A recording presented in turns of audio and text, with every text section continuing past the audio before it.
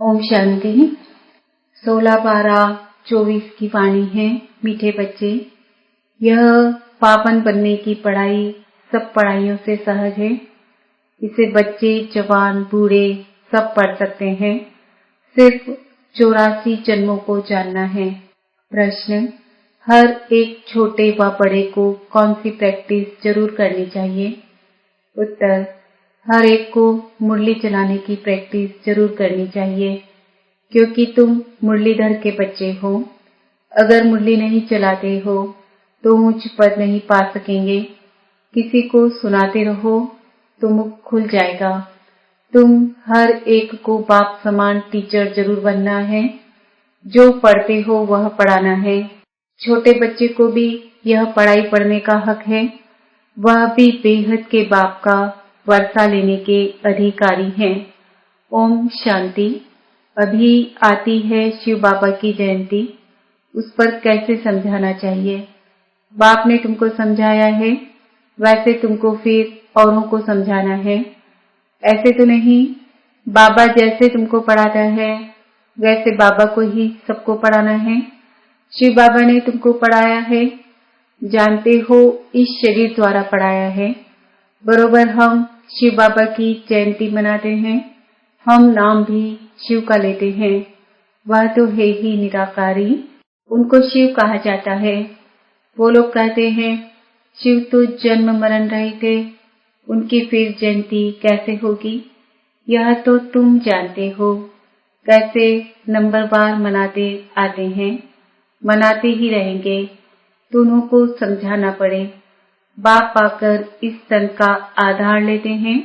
मुख तो जरूर चाहिए, इसलिए गौमुख की भी महिमा है। यह राज जरा पेंचीला है। शिव बाबा के ऑक्यूपेशन को समझना है। हमारा बेहद का बाप आया हुआ है, उनसे ही हमको बेहद का वर्षा मिलता है। बरोबर भारत को बेहद का वर्षा था और किसको होता नहीं। भारत को ही सचखंड कहा जाता है और बाप को भी ट्रुथ कहा जाता है। तो यह बातें समझानी पड़ती है। फिर कोई को जल्दी समझ में नहीं आता है, कोई झट समझ जाते हैं। यह योग और एजुकेशन दोनों खिसकने वाली चीजें हैं। उसमें भी योग जास्ती खिसकता है।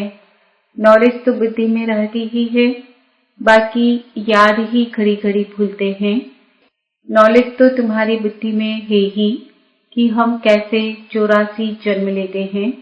जिनको यह नॉलेज है वही बुद्धि से समझ सकते हैं कि जो पहले पहले नंबर में आते हैं वही 84 जन्म लेंगे।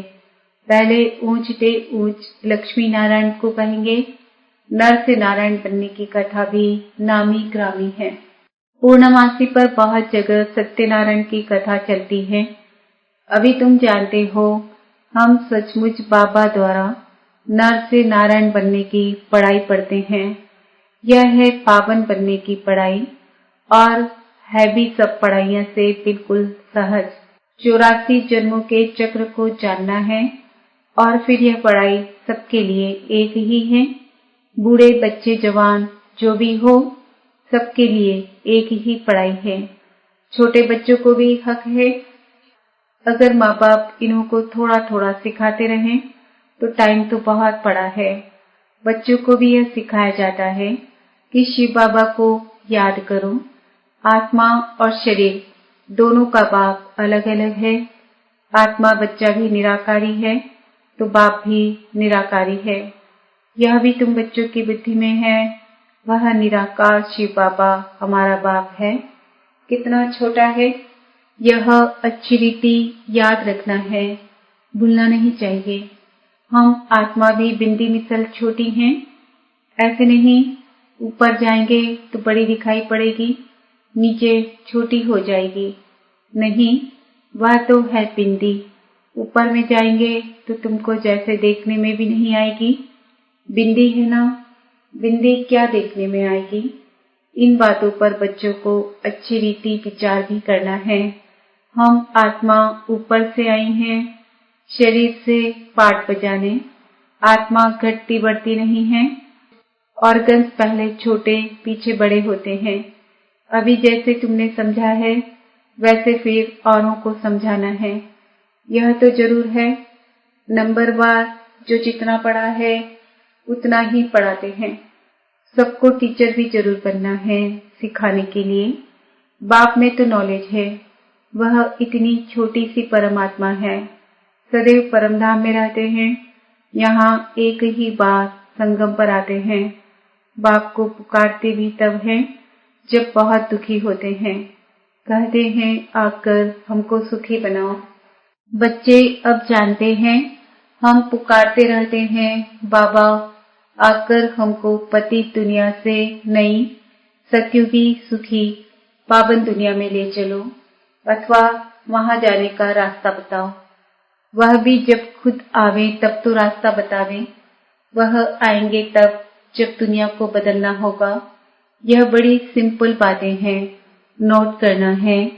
बाबा ने आज यह समझाया है, हम भी ऐसे समझाते हैं। ऐसी प्रैक्टिस करते करते मुख खुल जाएगा। तुम मुरलीधर के बच्चे हो, तुम्हें मुरलीधर जरूर बनना है। जब औरों का कल्याण करेंगे तब तो नई दुनिया में ऊंच पद पाएंगे। वह पढ़ाई तो है यहाँ के लिए, यह है भविष्य नई दुनिया के लिए। वहाँ तो सदैव सुख ही सुख है। वहाँ 5 विकार तंग करने वाले होते ही नहीं।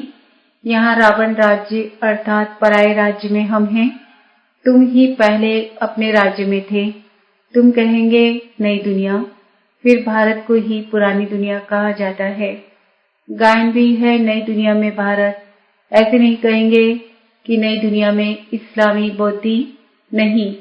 अभी तुम्हारी बुद्धि में है, बाप आकर हम बच्चों को जगाते हैं। ड्रामा में पार्ट ही उनका ऐसा है, भारत को ही आकर स्वर्ग बनाते हैं। भारत ही पहला देश है। भारत पहले देश को ही स्वर्ग कहा जाता है। भारत की आयु भी लिमिटेड है। लाखों वर्ष कहना यह तो अनलिमिटेड हो जाता है। लाखों वर्ष की कोई बात स्मृति में आ ही न सके। नया भारत था, अब पुराना भारत ही कहेंगे। भारत ही नई दुनिया होगी। तुम जानते हो हम अभी नई दुनिया के मालिक बन रहे हैं। बाप ने राय बताई है, मुझे याद करो तो तुम्हारी आत्मा नई प्योर बन जाएगी, फिर शरीर भी नया मिलेगा। आत्मा और शरीर दोनों सतो प्रधान बनते हैं। तुमको राज्य मिलता ही है सुख के लिए। यह भी ड्रामा अनादि बना हुआ है। नई दुनिया में सुख और शांति है।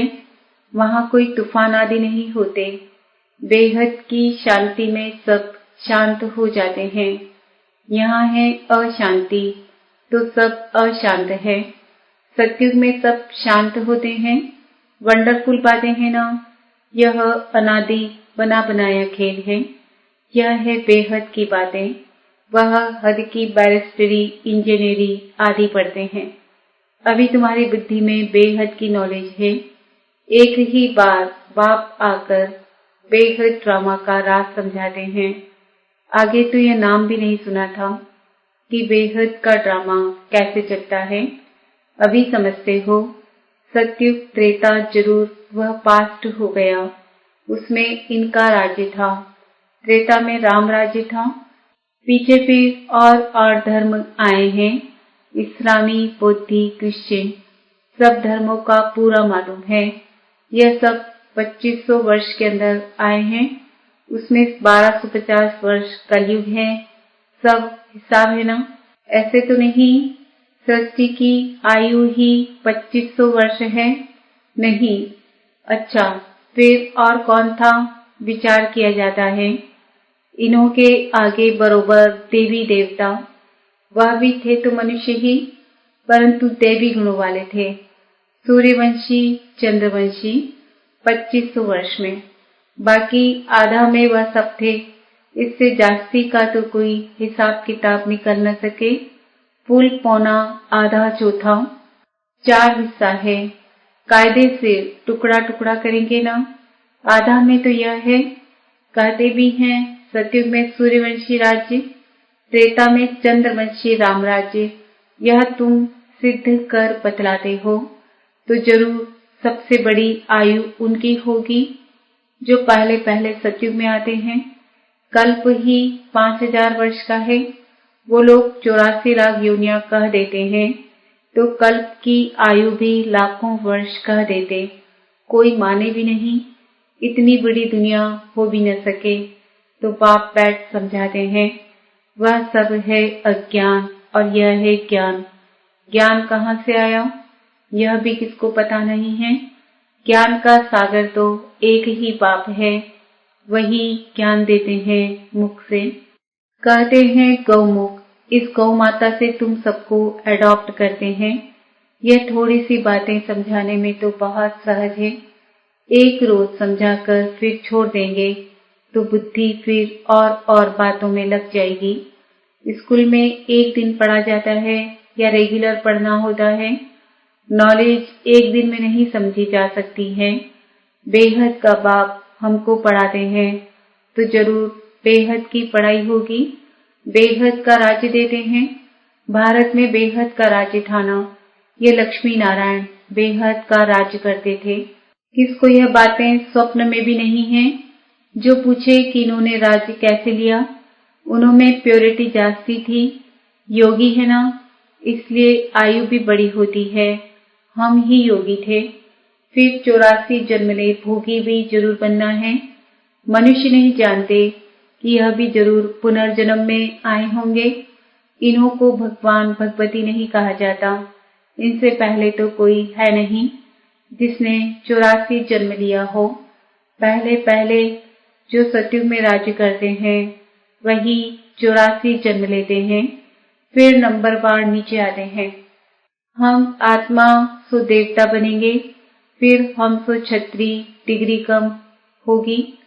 गाया भी जाता है पूज्य सो पुजारी, सतो प्रधान से फिर तमो प्रधान बनते हैं।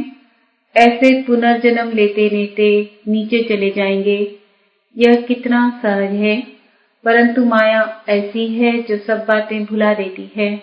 यह सब पॉइंट इकट्ठी कर किताब आदि बनाए, लेकिन वह तो कुछ रहेंगी नहीं। यह टेम्परेरी है। बाप ने कोई गीता नहीं सुनाई थी, बाप तो जैसे अब समझा रहे हैं ऐसे समझाया था। यह वेद शास्त्र आदि सब बाद में बनते हैं। यह सब होल लॉर्ड जो है, विनाश होगा तो यह सब जल जाएंगे। सत्युग त्रेता में कोई पुस्तक होता नहीं, फिर भक्ति मार्ग में बनते हैं। कितनी चीजें बनती है, रावण को भी बनाते हैं, परंतु बेसमझी से कुछ भी बता नहीं सकते। बाप समझाते हैं, यह हर वर्ष बनाते हैं और जलाते हैं। जरूर यह बड़ा दुश्मन है, परंतु दुश्मन कैसे है यह कोई नहीं जानते।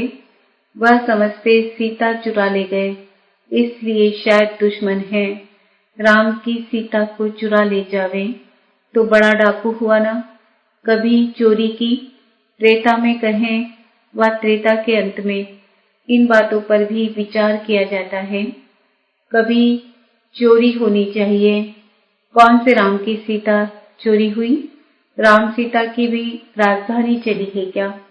एक ही राम सीता चले आए हैं क्या? यह तो शास्त्रों में जैसे एक कहानी लिखी हुई है। विचार किया जाता है, कौन सी सीता? 12 नंबर होते हैं ना राम सीता, तो कौन सी सीता को चुराया? जरूर पिछाड़ी का होगा। यह जो कहते हैं राम की सीता चुराई गई, अब राम के राज्य में सारा समय एक का ही राज्य तो नहीं होगा, जरूर डिनाइस्टी होगी। तो कौन से नंबर की सीता चुराई? यह सब बहुत समझने की बातें हैं। तुम बच्चे बड़ी शीतलता से किसी को भी यह सब राज समझा सकते हो। बात समझाते हैं, भक्ति मार्ग में मनुष्य कितना धक्का खाते खाते दुखी हो गए हैं। जब अति दुखी होते हैं तब रड़ियां मारते हैं, बाबा इस दुख से छुड़ाओ। रावण तो कोई चीज नहीं है ना, अगर है तो अपने राजा को फिर हर वर्ष मारते क्यों हैं? रावण की जरूर स्त्री भी होगी। मंदोदरी दिखाते हैं, मंदोदरी का भूत बनाकर जलाए, ऐसा कभी देखा नहीं है। तो बाप बैठ समझाते हैं, यह है ही झूठी माया, झूठी काया। अभी तुम झूठे मनुष्य से सच्चे देवता बनने बैठे हो। फर्क तो हुआ ना? वहां तो सदैव सच बोलेंगे, वह है सचखंड, यह है झूठखंड। तो झूठ ही बोलते रहते हैं। मीठे मीठे सिकिलदे बच्चों प्रति माता पिता बाप दादा का याद प्यार और गुड मॉर्निंग। रूहानी बाप की रूहानी बच्चों को नमस्ते। हम रूहानी बच्चों की रूहानी माता पिता बाप दादा को याद प्यार गुड मॉर्निंग नमस्ते ओम शांति। धारणा के लिए मुख्य सार। ज्ञान सागर बाप जो रोज बेहद की पढ़ाई पढ़ाते हैं, उस पर विचार सागर मंथन करना है। जो पढ़ा है वह दूसरों को भी जरूर पढ़ाना है। यह बेहद का ड्रामा कैसे चल रहा है? यह अनादि बना बनाया वंडरफुल ड्रामा है।